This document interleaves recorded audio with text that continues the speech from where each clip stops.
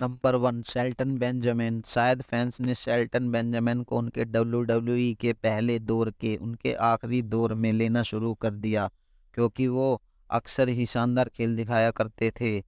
वो हमारे लिए आम बात हो गई थी कि टीम एंगल के सदस्यों के तौर पर बेंजामिन ने रॉ में आने के बाद खुद को सिंगल स्टार बनाया और एक ऐसे रेसलर बन गए उन्होंने फैंस का ध्यान अपनी ओर खींचा। इसके बाद उन्होंने इंटरकॉन्टिनेंटल टाइटल जीता और काफ़ी अच्छे अच्छे मैचेस दिए। मनी इन द बैंक में उनकी परफॉर्मेंस अच्छी होती थी, हालांकि उन्हें कभी भी इन मैचों को जीतने में सफलता नहीं मिली और ना कभी बड़े टाइटल के लिए बड़ा दावेदार बनाया गया। नंबर 2 टाइजीरी। योशिहीरो टाइजीरी एक छोटे कद के जापानीज रेसलर थे जो कि इंग्लिश नहीं जानते थे और ईसीडब्ल्यू में अपना नाम कमा चुके थे। आसान भाषा में बोलूँ तो काफ़ी सारी चीज़ें उनके खिलाफ थी जो कि मिस्टर मैकमैन के चमचों की आंखों में खटकती थी। इन सारी मुसीबतों के बावजूद भी जापानीज बस और इन्विटेशन के दौरान कुछ लोगों के लिए वो हीरो बन गए।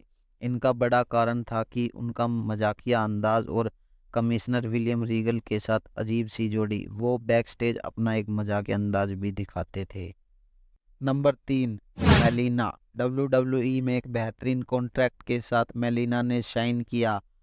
OVW में रहने के दौरान उन्होंने M&M नाम का एक ग्रुप बनाया जिसमें जोई मर्करी और उनके बॉयफ्रेंड जॉनी नाइट्रो भी थे। जिसके बाद इन तीनों ने स्मैकडाउन में एक धमाकेदार एंट्री की। मलीना एक सेवक कम और मैनेजर के तौर पर शानदार थी और उन्होंने MM को बढ़िया दिखने में काफ़ी योगदान किया, लेकिन उन्होंने अपनी असली काबिलियत तब दिखाई जब उन्होंने अलग होकर आगे बढ़ने का मौका मिला। इसके बाद वो वीमेन डिवीज़न की नींव बन गई। ऐसे समय में वुमेन रेसलिंग को ज़्यादा महत्व नहीं दिया जाता था। मेलिना ने इस सोच को बदलने में कठिन मेहनत की और उन्होंने काफ़ी अच्छे अच्छे मैचेस दिए। उन्होंने मिक्की जेम्स और बेथ फिनिक्स के साथ कई बार डिवास चैंपियन और वुमेन चैंपियन रह चुकी। मेलिना शायद कुछ अलग सोच रही थी और बैक स्टेज कुछ बेवकूफ़ी के आरोप भी थे, लेकिन कैमरे के सामने बहुत कम लोग थे जो उनकी बराबरी कर सकते थे और उन्होंने जितनी शोहरत मिली वो उससे कहीं ज़्यादा हकदार थी। Number 4 mister Kennedy. Can Anderson का बढ़ता हुआ WWE कैरियर चोट, बुरी किस्मत और सच कहूँ तो खुद को नुकसान पहुंचाने वाली हरकतों से लड़ता रहा।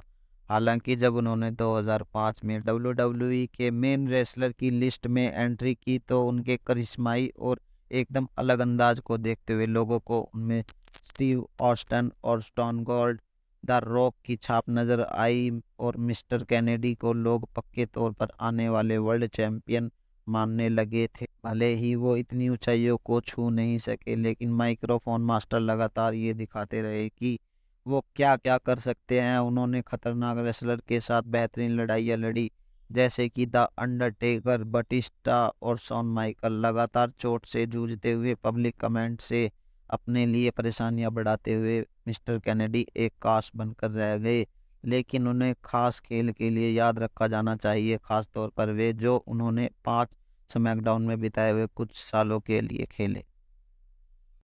Number 5 the फिनली। फिट्स फिनली एक ट्रेनर, बैकस्टेज प्रोड्यूसर और रोड एजेंट के तौर पर जिंदगी के मजे उठा रहे थे और ख़ास तौर पर वुमेन रेसलिंग के लिए लोगों की सोच सुधार रहे थे। जब उन्हें भी रिंग में उतरने की खुजली मची, द फाइटिंग आयरिशमैन जब 50 के होने वाले थे और लगभग 6 साल से रेसलिंग नहीं कर रहे थे। पैर की चोट के कारण वो कमज़ोर हो रहे थे, लेकिन तभी उन्होंने अपने संन्यास को ख़त्म करने का फैसला किया। स्मैकडाउन की लिस्ट में एक शानदार नाम जुड़ गया और फिनली ने उनकी उम्र और शरीर की हालत पर उठ रहे हर सवाल का जवाब देते हुए उनके बीच शामिल होकर हर रेसलर का सामना किया, चाहे वो बॉबी लैस्ली जैसे नए खिलाड़ी हों या विलियम रीगल जैसे अनुभवी विरोधी। एक ऐसा खिलाड़ी जो किसी भी किरदार में ढल सकता था, किसी के साथ भी काम कर सकता था। फिनली ने रेसलिंग में बहुत बेहतर किया, उसमें उन्होंने बटिस्टा भी शामिल है जो कि बेलफास्ट बॉलर को इस बात का श्रेय देते हैं। उन्होंने उन्हें काम करना सिखाया। उनकी एक जोड़ी और स्लैगल के साथ थी जो कि बहुत मनोरंजन करवाती थी।